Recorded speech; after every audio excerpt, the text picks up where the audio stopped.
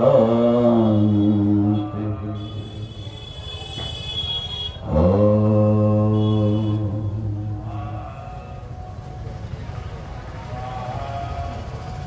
ओम हरि ओम हरि ओम।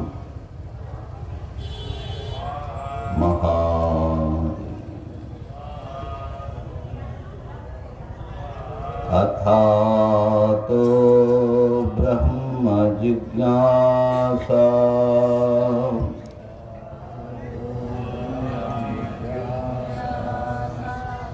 अथातो ब्रह्म जिज्ञासा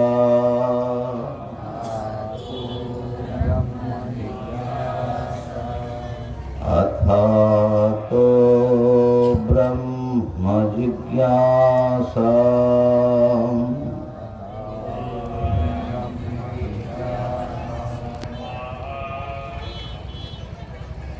ब्रह्म जिज्ञासा किस प्रकार है,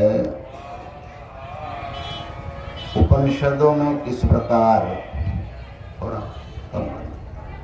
उपनिषदों में किस प्रकार ब्रह्म जिज्ञासा का विवरण मिलता है, हम लोग उसको समझने का भी प्रयास कर रहे हैं और उसका आनंद भी ले रहे हैं, है ना। हमारे चिन्मय मिशन के ब्रह्मचारिणी माताओं का खूब स्वागत है। दो तो पहले से आ रही है, प्रणति भी आ गई।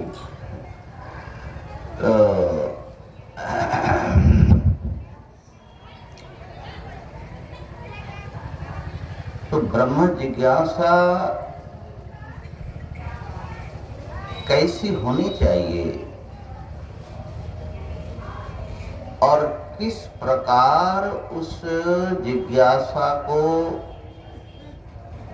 सफल बनाया जाता है, उसके लिए कैसी योग्यता और कैसा प्रयास अपेक्षित है, इन सब विषयों पर खाली चर्चा हो रही है।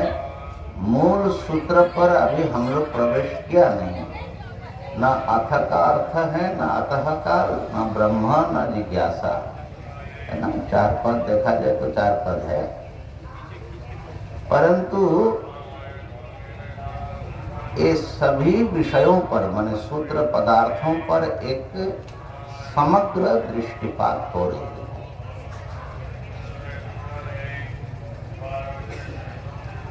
अब हम लोग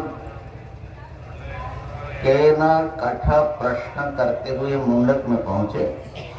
हमारी ये यात्रा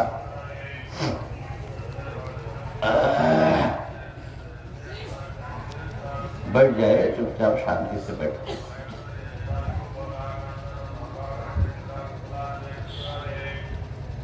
तो यहाँ शौनक ने जिज्ञासा की,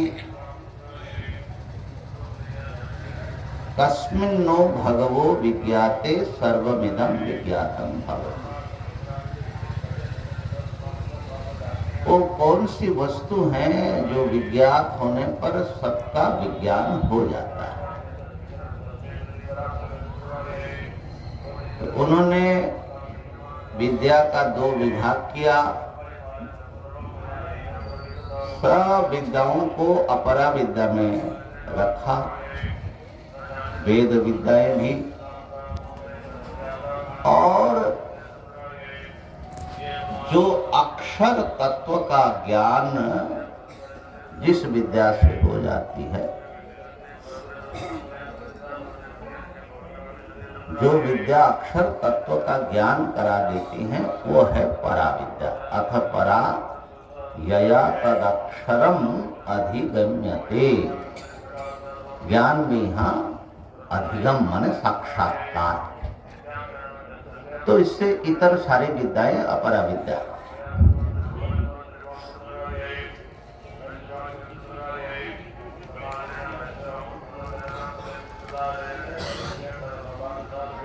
और अक्षर तत्व के ज्ञान के लिए जो योग्यता अपेक्षित है। कौन किसे इस ज्ञान की इच्छा होती है, उस श्लोक पर हम लोग पहुंचे थे। प्रसिद्ध श्लोक है, मंत्र है, परीक्ष लोकान कर्मचितान ब्राह्मणो निर्वेद मायान नास्ति अकृतः कृतेन।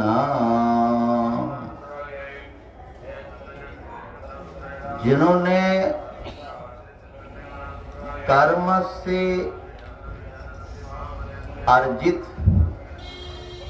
कर्म साध्य जितने फल है उनका विचार कर लिया है, कर्म से जो जो पा सकते हैं जीवन में, उसकी परीक्षा जिन्होंने कर ली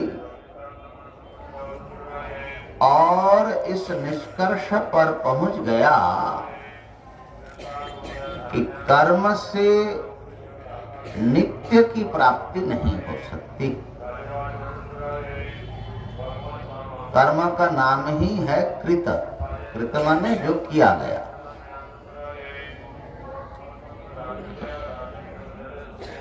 और नित्य है अकृत, जिसको किया नहीं जाता।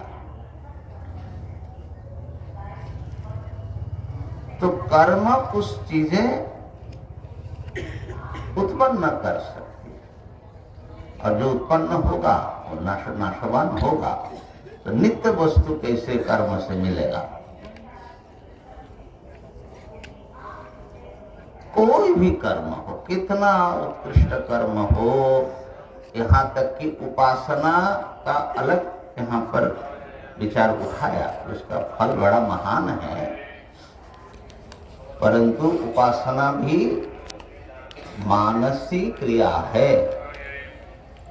भगवत चिंतन करना है तो चिंतन का जो फल होगा, परिणाम होगा, उपास्य लोक में जाओगे।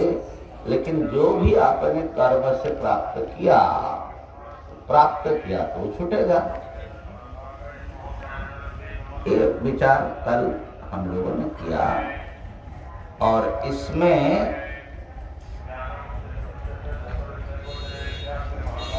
कर्म कांड भी आ गया, उपासना कांड यानी भक्ति की भी बात आ गई, जिसको सामान्य अर्थ में भक्ति समझा जाता है। योग की भी बात आ गई, क्योंकि ये भी करने की चीज है। योग से चित्तवृत्ति निरोध होगा, लेकिन चित्तवृत्ति निरोध कोई नित्य वस्तु तो नहीं है।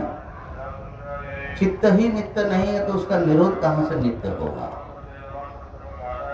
और योग के माने योग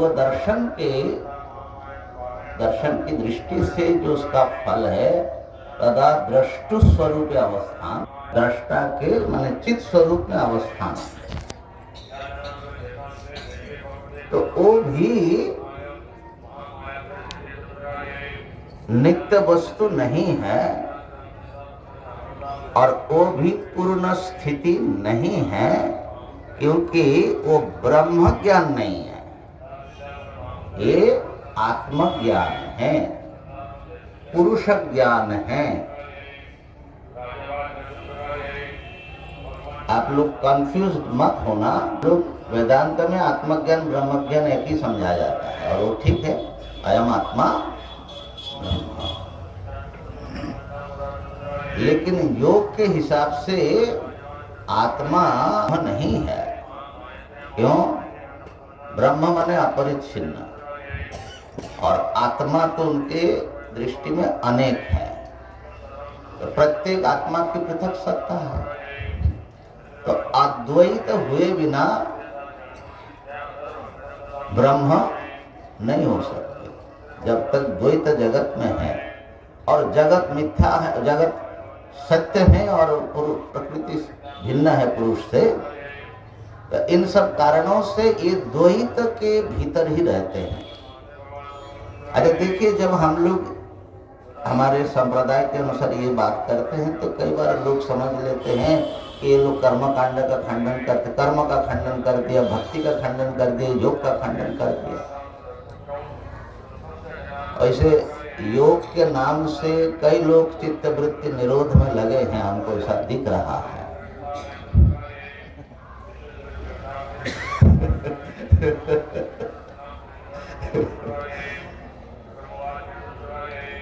जैसे कल रात को ठंडी उतनी भी तो नहीं थी, फिर भी स्नान वान करके नाश्ता करके और फिर धूप उठ रही है ना, नींद तो हमको भी आती है, लेकिन हमको बोलना पड़ता है ना, इसलिए नींद भाग जाता है। तो बहुत लोगों का पता नहीं ऐसा भ्रम है या कुछ फैलाया भी गया, प्रोपेगेंडा भी है द्वैतवादियों की ओर से कि शंकराचार्य जी ने कर्म का खंडन कर दिया, वो भक्ति नहीं मानते। तो हम ये जो बातें कह रहे हैं हमारे बारे में भी ऐसा कहना तो क्या बात है, हमारे आचार्य जी की कह रहे हैं, लेकिन वेद के अनुसार, वेदांत के अनुसार, संप्रदाय के अनुसार, श्रुति युक्ति अनुभूति के अनुसार परीक्षलोकान कर्मचिता, परीक्षण करने के बाद ये निश्चय होता है कर्म से जो फल उत्पन्न होगा वो नित्य कैसे होगा। उत्पन्न हुआ वस्तु नित्य कैसे होगा। जो कार्य पदार्थ है, अच्छा कारण तो नित्य हो सकता है, लेकिन कार्य कैसे नित्य होगा ये समझ में नहीं आता, लेकिन नहीं आएगा। क्यों? उसके लिए भी थोड़े अधिकार संपदा चाहिए, सत्संग चाहिए। जब तक आप अपनी खोपड़ी में संसार का कचरा भरा रखा है, तब तक ये बात कैसे समझ में आएगी, है ना। तो इसी प्रकार उपासना भक्ति बहुत बड़ी चीज है, लेकिन नित्य वस्तु कैसे देंगे, वो भी तो क्रिया है। योग बहुत बड़ी वस्तु है, और हमारे संप्रदाय में सर्वापेक्षा च ब्रह्म सूत्र में आया, ब्रह्म ज्ञान के लिए सबकी अपेक्षा है, सत्कर्म की अपेक्षा है, भक्ति उपासना की अपेक्षा है, योग की अपेक्षा है। अपेक्षा मतलब ये लोग आपको थोड़े थोड़े रास्ता आगे बढ़ा देंगे। आजकल कुंभ से जाने का बड़ा विचित्र अनुभव हो रहा है।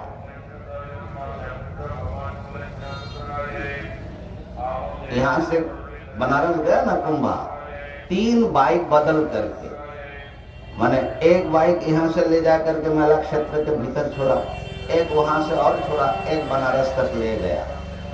1900 रुपया खर्चा हुआ, ऐसा हमको रिपोर्ट किया। गाड़ी तो चली नहीं रही थी उस समय। तो इसका मतलब है कि बाइक जो है ये थोड़ा थोड़ा रास्ता ले जाता है, लेकिन हम कहे कि कोई एक बाइक तुमको बनारस नहीं पहुंचा सकता, तो ये गलत है क्या? तो वही कह रहे हैं, कर्म से आपकी चित्त शुद्ध होगा,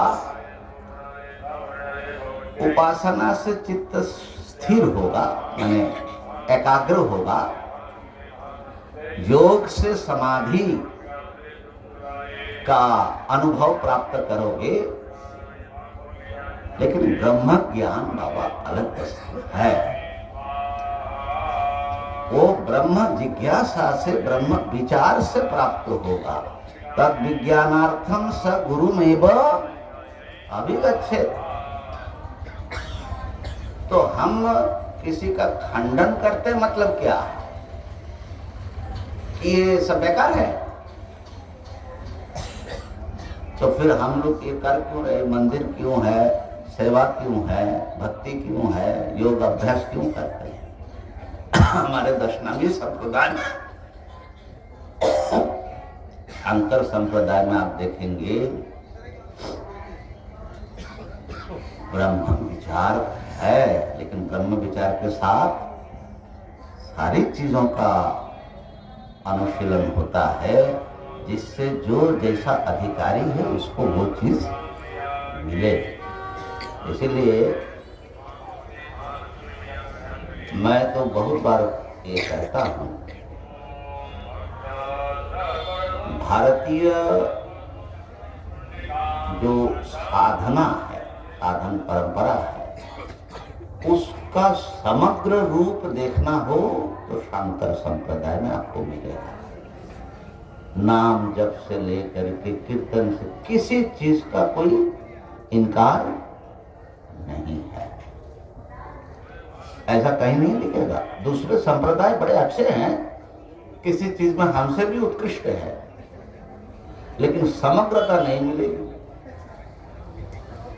कृष्ण बड़े हैं तो फिर राम जी से थोड़ा खुन्नस खाए रहेंगे या शिव जी से, लेकिन यहाँ पर हमारे सब भगवान एक साथ में, जैसा कुंभ है ना, सब लोग एक साथ में रहते हैं, ऐसे शंकर संप्रदाय में सब मिले जुले रहेंगे। और केवल साधनाओं की बात नहीं, संपूर्ण भारतीय संस्कृति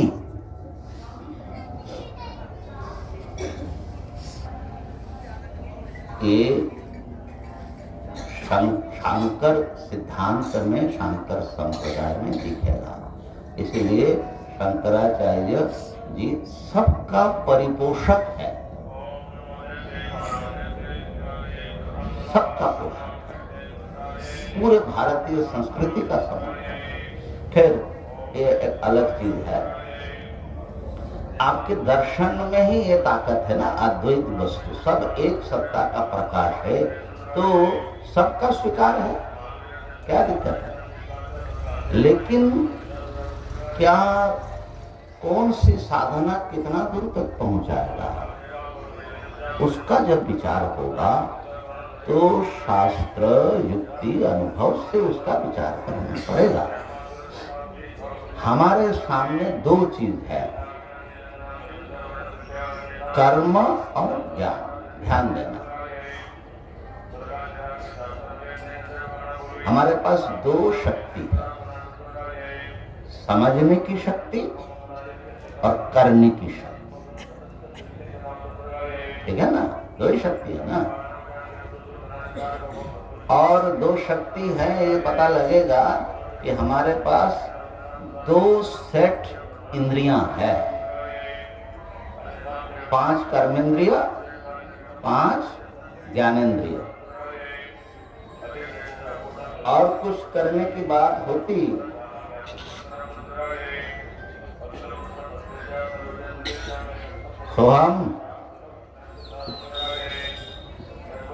सोहम या अवधेश को बुलाओ, ये कौन से बात करेंगे।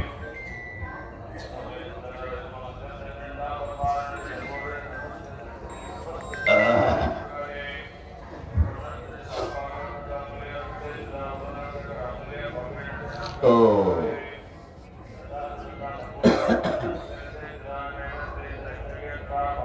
हमारा जो अंतर इंद्रिय है उसका भी दो विभाग है, मन और बुद्धि। मन संकल्प विकल्प आदि करता है, ये करना ये नहीं करना, ये जो विचार है ये क्रिया का पार्ट है। और बुद्धि समझती है, अच्छा ये है, ये पुस्तक है, माने अनुभूति वाला पार्ट। वहां पर भी दो भाग है, ज्ञान और कर्म। और जो ये नाना प्रकार के भाव हैं, इमोशंस, इच्छाएं, ये सब कर्म के सहयोगी होते हैं या ज्ञान के सहयोगी होते हैं? ज्ञान से उत्पन्न होते हैं या कर्म से उत्पन्न होते हैं? अंतर इंद्रिय की बात कर रहे हैं, लेकिन बाहर तो निश्चित ही दो ही सेट है।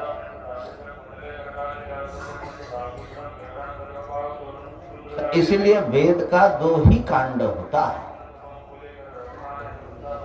कर्म कांड और ज्ञान कांड। उपासना कांड बोलते हैं, लेकिन ऐसा उपासना कांड करके कोई अलग से कुछ उपलब्ध नहीं है।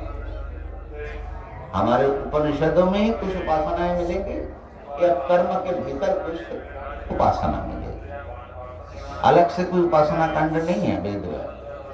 माने बोलने के लिए बोलते हैं हम लोग, विषय वस्तु की दृष्टि से महात्मा लोगों ने विभाग किया, परंतु वेद का दो ही भाग, कर्मकांड, ज्ञान कांड। तो कर्म के लिए गाइडेंस चाहिए, ज्ञान के लिए भी गाइडेंस चाहिए, इसलिए दो वेद का दो भाग है। और जो भक्ति है वो भी कुछ करने की चीज का नाम है ना। आप कहेंगे ना कि भाई भगवान की बात श्रवण करो, कीर्तन करो, स्मरण करो, करो कि नहीं करो? करो, करो। भक्ति पथ करने की पथ है। अच्छा, ज्ञान का पथ भी तो करने का है, अब यहाँ पर ध्यान देने का।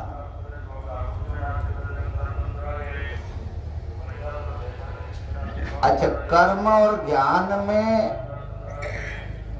लड़ाई नहीं है। देखेंगे तो चलेंगे, चलेंगे तो फिर नई नई चीजें देखेंगे। माने देखना और करना तो साथ में चलेगा कि नहीं चलेगा? साथ में होगा। कर्म से आप नए नए अनुभव प्राप्त करेंगे, नए नए अनुभवों से आपकी नए नए कर्म के संकल्प उदय होगा। ऐसा जीवन ऐसे चलता है। तो यहाँ पर ये विचार हो रहा है, परीक्षण हो रहा है, कर्म से जो कुछ प्राप्त होगा क्या वो नित्य वस्तु हो सकता है? श्रुति स्वयं कहती है, तद यथेह कर्मचितो लोकः क्षीयते एवमेव अमुत्र पुण्यचितो लोकः क्षीयते। यहाँ पर कर्म से कमाया हुआ जो भी कुछ है हमारे पास यह लोक में,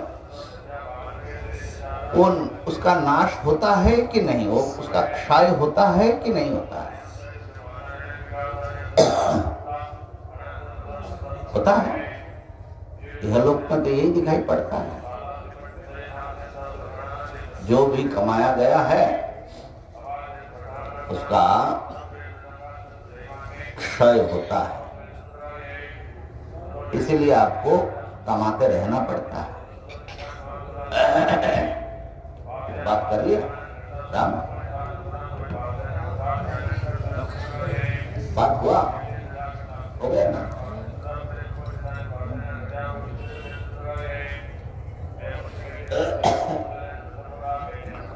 तो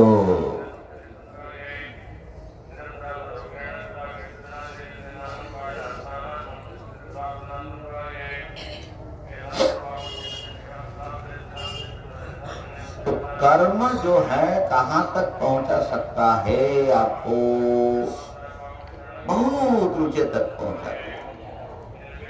मान लो भगवान के लोक में पहुंचा दिया, सालुक्य, सामिप्य, सायुज्य, सारूप्य, साष्टी। लेकिन फिर भी इसलिए वो मोक्ष नहीं है, नित्य नहीं है। क्या उस साधक का, उपासक का मूल अज्ञान नष्ट हुआ कि नहीं हुआ?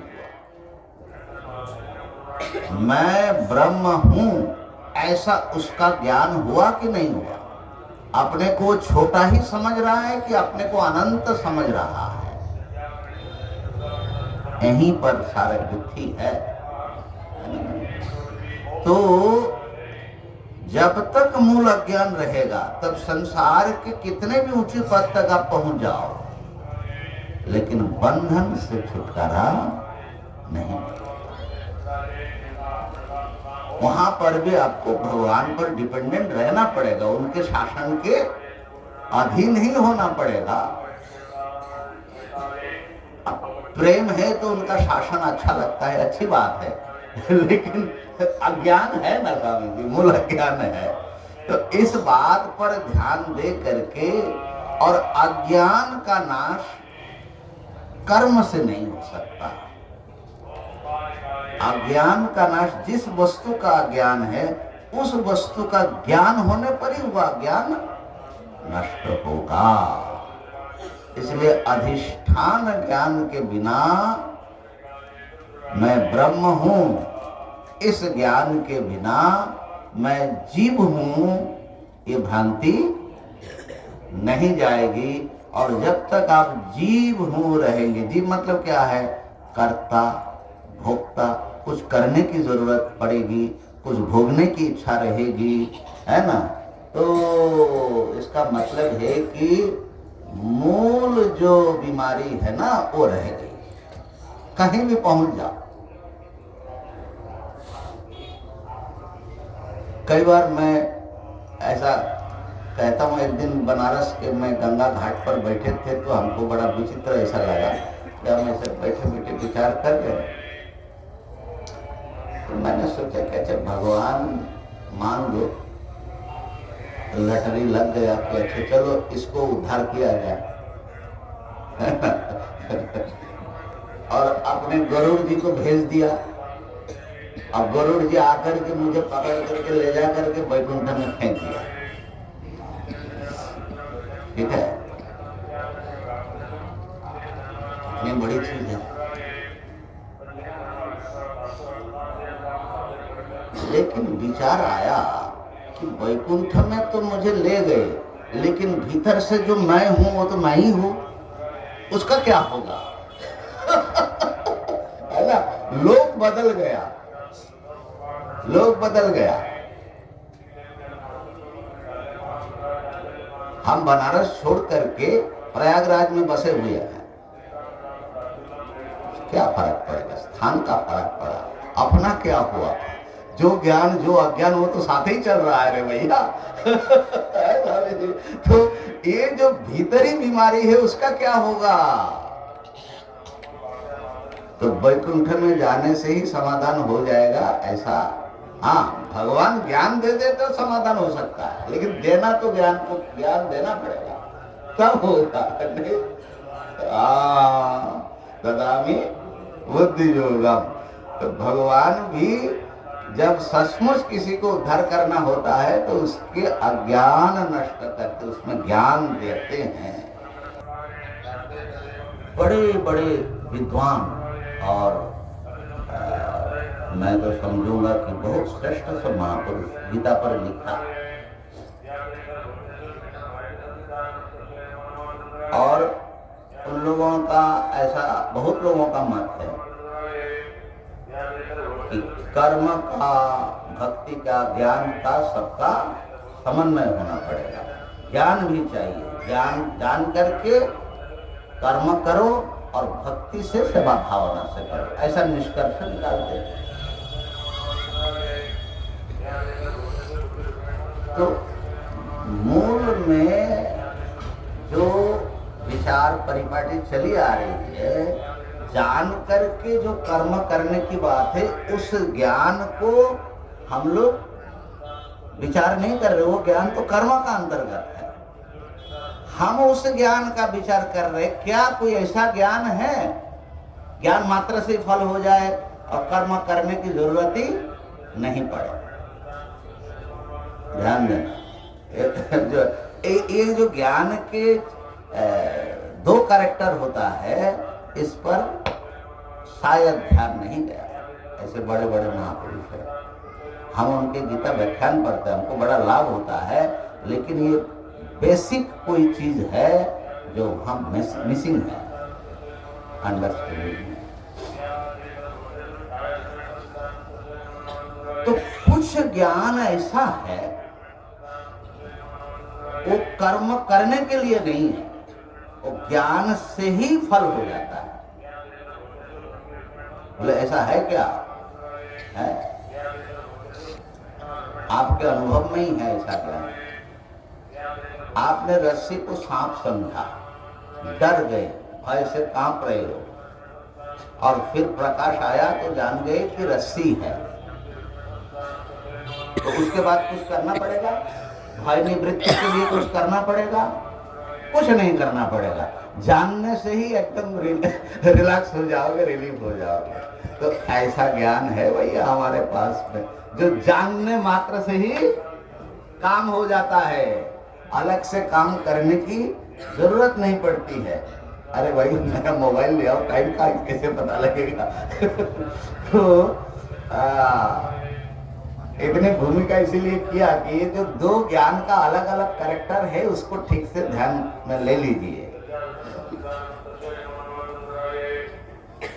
तो मैं जीव नहीं हूं, मैं ब्रह्म हूं, इसको जानने के बाद बहुत लोग ऐसा मानते हैं कि जानने के बाद इसको रट्टा लगाओ, मैं ब्रह्म हूं, मैं ब्रह्म हूं। बहुत लोग निधिध्यासन का मतलब यही समझते हैं। तो वो उपासना हो सकती है, ये मानसिक क्रिया होगी, लेकिन असली ज्ञान का पहचान है कि ज्ञान हुआ और समस्या खत्म। एक व्यक्ति पूछ रहा है, स्वामी जी मैं कल सपना देख रहा था, अब मुझे ये संदेह है कि मैं जगा हूं कि अभी भी सपना ही देख रहा हूं। ऐसा होता है। अगर संदेह हो रहा है तो तुम सपना ही देख रहे हो।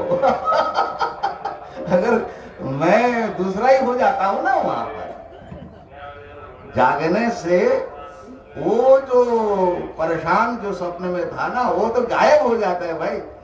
समस्या गायब नहीं हो जाती, जिसकी समस्या वही गायब हो जाता है। ठीक है ना? तो ये जब तक आपको ये हुआ संदेह हो रहे तो पता नहीं ज्ञान हुआ कि नहीं हुआ, तो समझना कि अभी अज्ञान के बाउंड्री के भीतर ही चल रहे। ज्ञान मतलब जगना है ना। नींद टूट गई, नींद टूटी कि नहीं टूटी ये पूछ रहे हो तो सपने में ही पूछ रहे हो। ठीक है ना? तो ऐसा ज्ञान, जिस ज्ञान की चर्चा यहाँ हो रही है, ये कर्म रूप ज्ञान नहीं है। अब ध्यान देना यहाँ थोड़ा सा, तो ऐसा ज्ञान कैसे मिलेगा ये प्रश्न तो होगा। तो ऐसे ज्ञान पाने के लिए भी बताया जाएगा कि भाई गुरु के पास जाओ, उनकी सेवा करो, श्रवण मनन निधिध्यासन करो। तो करना तो पड़ेगा कि नहीं? तो आखिर कर्म पर आए कि नहीं आए? कर्म तक आए तो सही, ये सब कर्म ही है हम लोग जो कर रहे हैं, परंतु ये कर्म ज्ञान के लिए कर रहे हैं। ज्ञान होने के बाद ज्ञान पूर्वक कर्म नहीं कर रहे। इतना ध्यान से समझ लीजिए इस बात को, ये बहुत महत्वपूर्ण फर्क है और कम लोगों को समझ में आता है।